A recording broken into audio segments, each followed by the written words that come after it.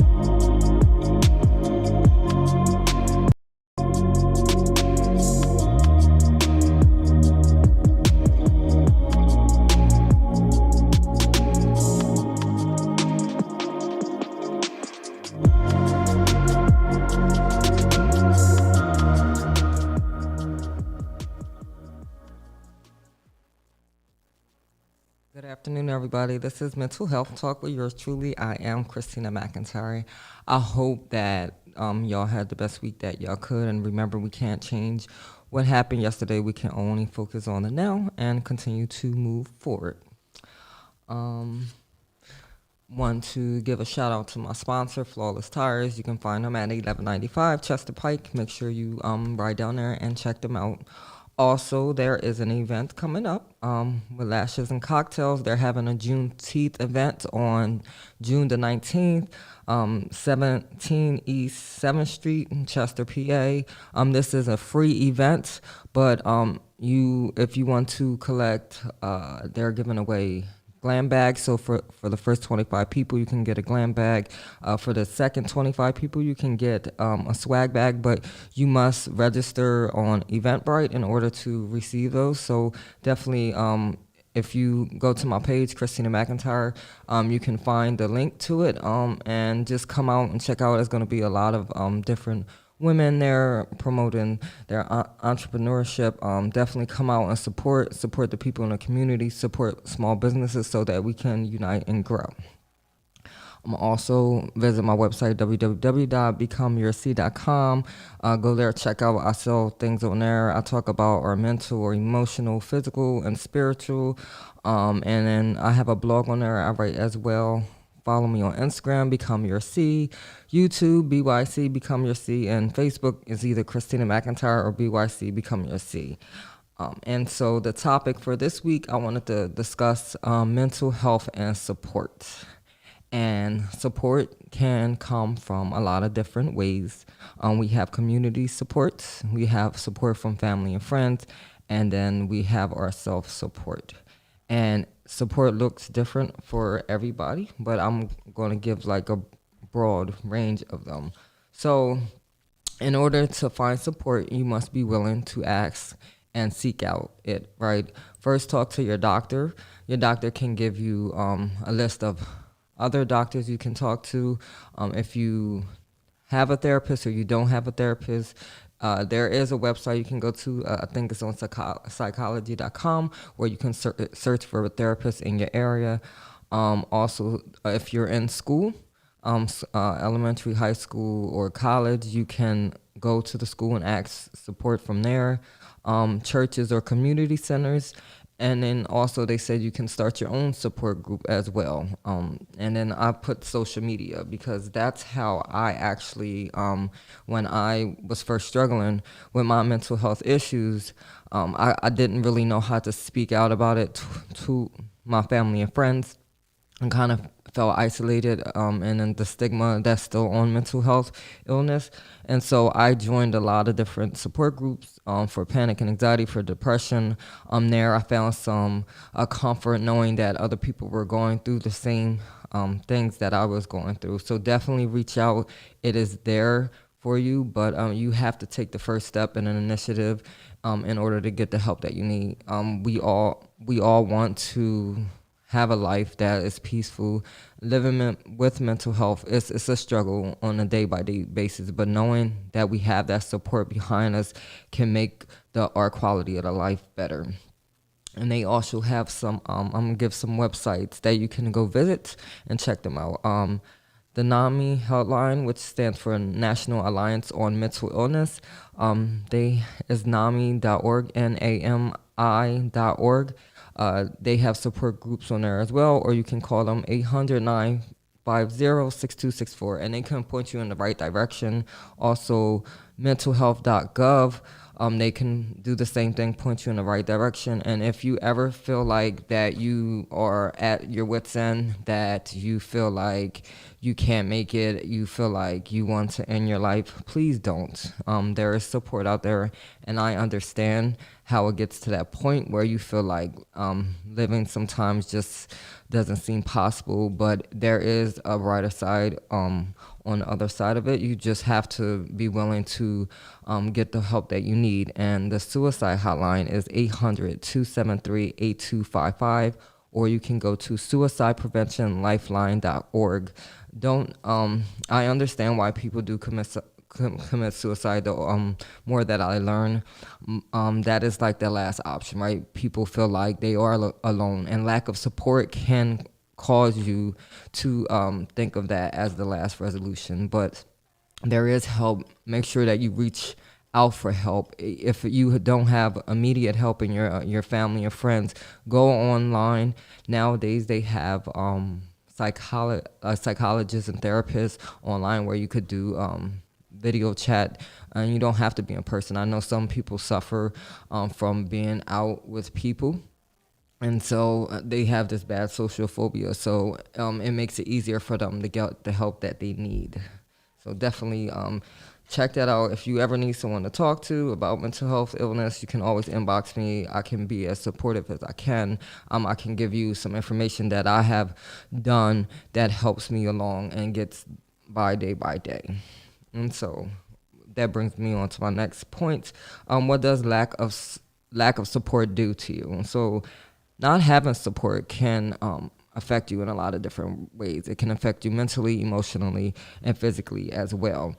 You feel like you're alone. You feel like you're isolated. You feel like you don't have no one in your corner to turn to. And sometimes a lot of people just need someone to speak to. Knowing that you have that can increase your overall chance of survival. And then especially dealing with mental health issues, and it definitely will increase your quality of life. So lack of support can cause a lot of, again, mental and physical conditions such as a high blood pressure, cholesterol, heart disease, obesity, a weakened immune system, Alzheimer's, cognitive decline, anxiety, and depression. I believe that we were not meant to be alone. And so when you do suffer, I know certain mental illnesses will keep you isolated. It will cause you to push people away. I used to do that. I used to keep myself at home. I was afraid to be in public. I always thought that people were talking about me. I don't know why, but eventually I learned how to control that and realize that people aren't worried about you as much as you think they are. But it took some time. It took years actually to get to that point, being comfortable just to even go outside. And so having anxiety as well in certain situations can make it seem worse. Anxiety is one of those illnesses that you don't know when it's going to happen. Like, I have a lot of panic and anxiety for the last couple weeks. It seemed like almost every day. And so what anxiety do is keep you locked in, away from everything, cause you not to want to do anything because you're fear that you may have a panic or anxiety attack at any given moment. But through learning, through growing, through reading, I realized that the best fight for mental illness is to push yourself beyond what you're afraid of and do what you want to do. Mental illness will keep you trapped in a box, and you don't have to allow it. You just have to push yourself. And I know it seems hard sometimes, especially when you're suffering, like, I gotta get up and I gotta push myself. It's just baby steps. You take it each day as it comes, but overall, eventually you'll find the strength. You'll be more confident in yourself, and then get yourself the help that you need so that you can live your life the way that you want to. Then there is also lack of access to supportive services. So depending on communities, like some communities just don't have the access to supportive services. They might not be funded enough, and so what can we do about that? Talk about finances. That's one reason why certain communities don't have the access to it. Lack of mental health professionals. So in the mental health field, I went to school for it's human services, and they don't pay a lot, and so the lack of people that are out there to actually help is limited, and so they are overwhelmed. They have some people have a lot of clientele. So you'll find that some therapists and psychologists can't take any more patients at that time. And so what do you do at that point? So we have to increase awareness, be more educated in mental health. That's one way. And then I believe that we need to pay people more. It seems like a lot of the service or a lot of the professions that's out there that are geared toward helping people, they typically pay less. And so I think it's important to recognize that mental health illness is a real thing. And then I think it's still a stigma on it. And I think a lot of people don't take it the way that they should, because you can't see mental health illnesses, right? It's something that exists inside of us, and so when people look at you, they'll be like, "You look fine," but not realizing that you're suffering, and excuse me, I can't get my words out. You're suffering internally. So it's important, and then also racial barriers. So there is a lot of stigma on mental health, but also when you're of a different background, it is more of a stigma on there. Like typically, African Americans receive less treatment than those of a different race. Their illness goes underdiagnosed or overdiagnosed. Also, access to healthcare, doctors, insurance is high. Sometimes people don't qualify for state insurance. So if you have to pay out of pocket and you're taking care of yourself and your household, a $200 or $300 health insurance plan is not feasible for you right now. And so you don't get the help that you need. And so you're going about this yourself and trying to do things to help, but not having that access. So it's a lot of different things that they're trying to work on. But I believe that we as people in the community, we need to fight harder to get these services that we need, especially if we expect people to become, vibrant citizens in our community. So how can we, as people, improve getting the support that we need for ourselves and our community? We have to increase the demand of mental health professionals, and it's hard to try to do things by yourself, but it's possible to do these things when we have a community behind it and people that support it.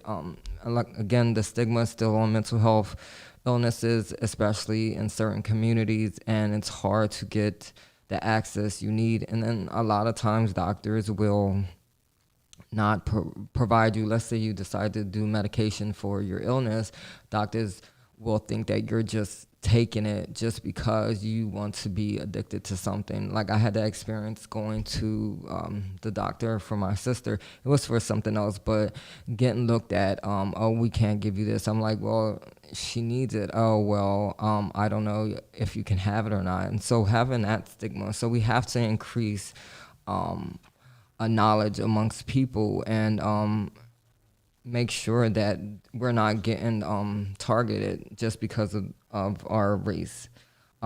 Using technology as a tool also.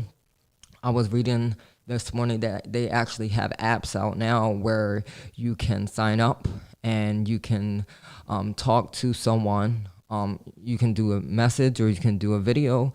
Sometimes people feel more comfortable in their home, especially with this pandemic going on right now. And then being able to have access to that, because years ago there was no, FaceTime, there was no messenger, and being able to speak to people and video via the phone. But now it's technology definitely has increased access into it. And if you're someone that does have a social phobia, it's hard for you to go out there in public to get the help that you need. So having that service provider, or if you're disabled and you're not able to walk, or you just can't get, if you're that depressing, you just can't get out of bed, having that available to you can increase your overall chance. And then another way of support is through family and friends. And this is hard because a lot of times our family and friends, they may not be supportive as we need them to be. A lot of times we don't know how to speak about what's going on with us with our family and friends. I know for myself, I kept my issues hidden because I felt like people didn't really understand what I was going through, or they thought that I was making it up, or I felt like it wasn't as important as other things. But being able to speak about it now, I definitely feel more comfortable having support. I believe that the more you speak about something, the more you'll find people are attracted to that. When I started, I actually started a YouTube page like 3 years ago about mental health. And at first it was, I had anxiety about it. But the more that I spoke about it, the more that I realized that people were supportive. It was just me in my own head, isolating my own self. So it's important. And I understand, mental health illness, you feel like you're the only one out there, you're the only one suffering, but there's so many people out there that's going through the same things that you're going through. And it's important to reach out and knowing that you have people. I know that now I explain myself, like just last week, I was driving after I dropped off my brother, and I was going through a bad panic attack, and I felt like I always feel it coming. My blood starts rushing, and I had to get off the highway because I didn't want to be stuck in traffic. And then I'm driving around in a circle. I started getting dizzy, and so I had to teach my son how to dial 911 just in case something ever happened to me. And that's how anxiety and panic makes you feel, like you're about to die. And luckily I was able to call someone, calm me down. I work for my brother and my sister-in-law, so I texted them, like, look, hey, I'm running late. I had a bad panic attack. Okay, problem solved. Having that support now definitely means a lot. One of my sisters also suffers from panic and anxiety, and having her as a support system to speak about these issues with definitely makes me feel comforted, right? You want to have people in your corner that know what you're going through, and knowing that, hey, maybe you're running late because, this situation happened. And it used to be really bad for me. I used to take like 2 or 3 hours to get somewhere because I was having severe panic attacks. And then if you're the other person on end, like being the supportive person, talk to those people that that are suffering, right? Reach out to people. Sometimes people don't know that they're suffering from mental health illness.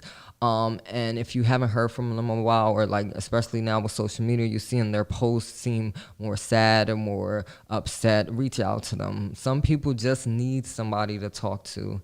Sometimes, like when we're stuck in our mental health situations, we can't logically think, right? Our thoughts are going a mile a minute. Sometimes we create stuff in our head that doesn't even make sense, but to us it makes sense. But having someone kind of to talk us off the edge, having that support that can bring us back to reality, and letting us know that, hey, I'm here for you if you need to speak about it. This is what you can do.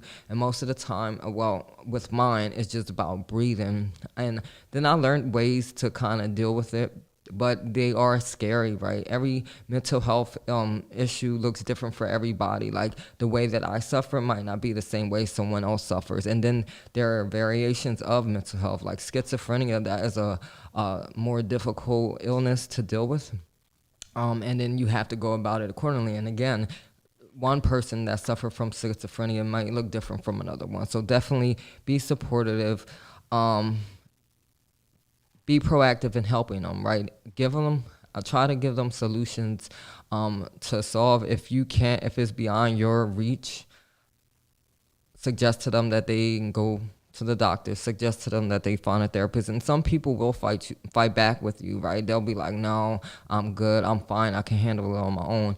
There's only so much you can do as a person, and I understand, that. And if it comes to that point, there's nothing more that you can do, but you can always offer a ear to listen and then a hand to hold. Sometimes people need a hug. You don't know what people are going through. Sometimes mental illness comes from, our physical diseases. Sometimes they're hereditary. Sometimes they're biological and environmental. So being gentle with those people that are suffering can definitely help them in the long run.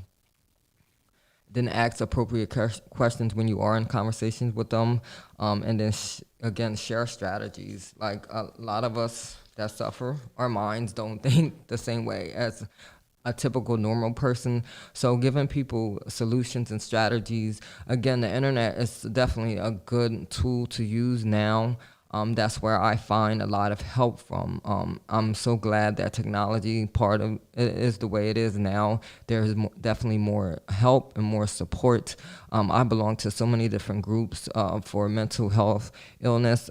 For me, I use holistic healing as a way to combat my mental health through chakras. And again, I talk briefly about chakras. There are energies in our body, and when they're out of balance, they can create havoc internally, and it can cause of mental health symptoms. So I choose to do the holistic approach, not knocking medication. If you do need medication, if you're at that point where you cannot live anymore with it, please talk to a doctor. Find whatever solution works for you. And everything doesn't work for everybody. And I just want people to get to the point where they can have peace in their life and not struggle as much as they can. And so whatever solution can do that for you, definitely do that. Again, but support also comes from supporting yourself. And when I mean supporting yourself, so at the end of the day, people are going to be there. You have the support, but you have to recognize that maybe you need help. You have to recognize that maybe you have some issues that you need to deal with.